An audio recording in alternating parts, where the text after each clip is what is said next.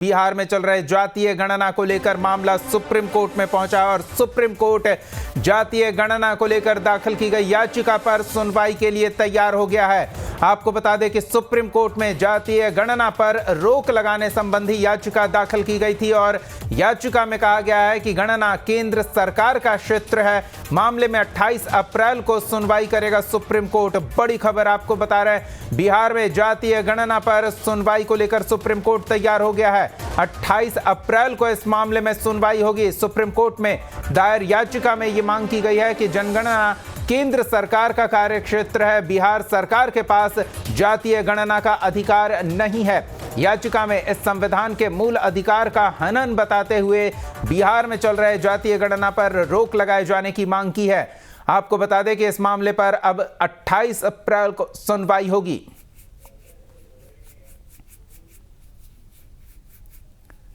पहले कर्नाटक और राजस्थान में जातीय गणना का काम किया जा चुका है। बिहार तीसरा राज्य है देश में जहां 2 चरणों में जातीय गणना की प्रक्रिया को पूरा किया जाएगा। दूसरे चरण का काम चल रहा है। 214 प्रकार की जातियों के नाम और कोड इस गणना कार्य के लिए तैयार किए गए हैं। राज्य के बाहर के निवासियों के लिए 215 कोड निर्धारित किया गया है। 15 अप्रैल से 15 मई तक जातीय गणना का यह दूसरा चरण चलेगा। दूसरे चरण में परिवारों से पूछे जा रहे हैं 17 तरह के सवाल। जातीय गणना कराने वाला तीसरा राज्य है बिहार। आपको बता दें कि इससे पहले राजस्थान और कर्नाटक की राज्य सरकारों ने जातीय गणना का कार्य किया है। फिलहाल बिहार में जातीय गणना के दूसरे चरण का काम चल रहा है। इसको लेकर शुरुआती विवाद पर मुख्यमंत्री नीतीश कुमार ने स्पष्ट किया था कि जनगणना बताकर इसे भ्रमित किया जा रहा है। ये बिहार सरकार बिहार में बसने वाले लोगों के जातीय आधार पर वर्गीकरण को लेकर गणना का कार्य करा रही है ताकि सरकारी योजनाओं को केंद्रित करके समुदाय विशेष के विकास को लेकर सरकार आगे बढ़ सके। लेकिन इस पर अब याचिका दाखिल कर रोक लगाने की मांग की गई है।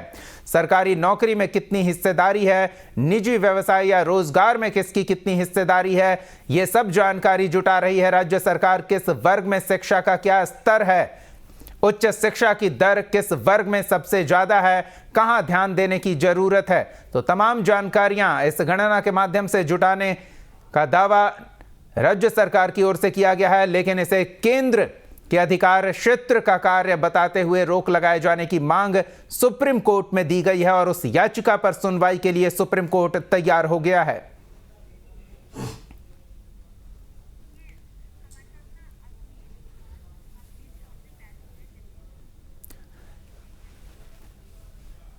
दिल्ली से सहयोगी अवनीश जुड़ रहे हैं, उनसे पूरी जानकारी लेते हैं। अवनीश, बिहार में जातीय गणना का कार्य चल रहा है लेकिन इसे केंद्र सरकार के अधिकार क्षेत्र वाला कार्य बताते हुए रोक लगाने की मांग सुप्रीम कोर्ट में दाखिल की गई थी। जानकारी मिल रही है कि सुप्रीम कोर्ट याचिका पर सुनवाई के लिए तैयार हो गया है। क्या अपडेट है आपके पास?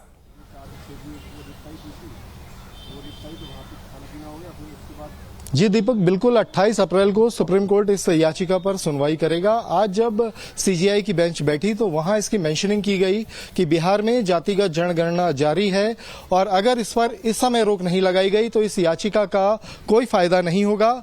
इसलिए शीघ्र अतिशीघ्र इस पर सुनवाई की मांग की गई, जिस पर सीजीआई ने 28 अप्रैल की तारीख लगाई है। इससे पहले भी हम आपको बता दें, अपने दर्शकों को बता दें कि सुप्रीम कोर्ट में ये याचिका पहले भी दाखिल हुई है कि जातिगत जनगणना पर रोक लगाई जाए, लेकिन वो याचिका खारिज हो गई थी। लेकिन अब याचिकाकर्ता फिर से नए तथ्यों के साथ पहुंचे हैं। इस बार उन्होंने ये दलील दी है कि इस जो जातिगत जनगणना चल रही है उसमें जेंडर का भेदभाव किया जा रहा है। जेंडर की कोई जाति नहीं होती है। बहुत सारे लोगों को उनकी जाति बताने के लिए बाध्य किया जा रहा है, जो कि मौलिक अधिकारों का हनन है।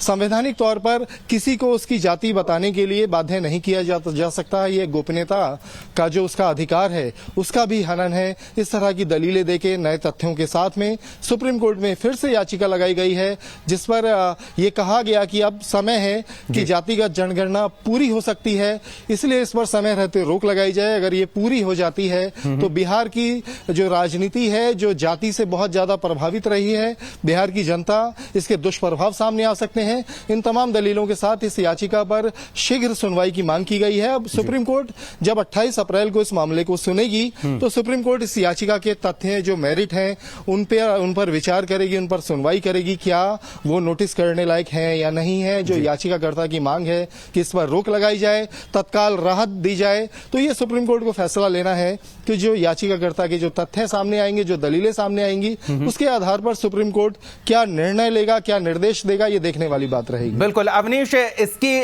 पेचीदगियां अपनी जगह है, संवैधानिक मामला भी इस याचिका में सम्मिलित है, तो उस पेचीदगियों के अलावा अगर हम बात करें तो बिहार में इसको लेकर राजनीतिक आरोप प्रत्यारोप का दौर भी चला। मुख्यमंत्री नीतीश कुमार ये स्पष्ट कर चुके हैं कि इन आंकड़ों के बाद समुदाय विशेष जहां विकास के कार्य बाधित हुए हैं या वहां तक नहीं पहुंच पाए हैं, उन्हें केंद्रित कर योजनाएं बनाई जाएंगी। तो कानून के जानकार क्या बता रहे हैं, क्या बिहार सरकार के इस काम में रुकावटें हैं?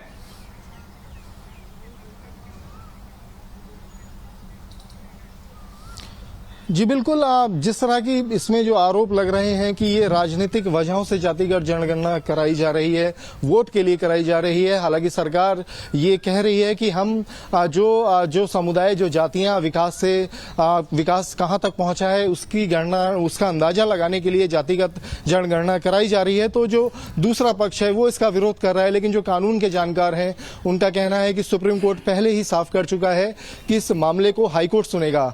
बिहार पटना हाईकोर्ट में इस मामले की सुनवाई भी जारी है, लेकिन आप देखें कि जो अंतरिम राहत मांगी गई थी कि इस पर रोक लगाई जाए, तो पटना हाईकोर्ट ने भी फिलहाल रोक नहीं लगाई। तो कानून का ये मानना है कि जो विधायिका है, जो सरकार के जो काम है उसमें सीधे तौर पर दखल अंदाजी करने से जो न्यायपालिका है वो भी कहीं सोच विचार कर रही है।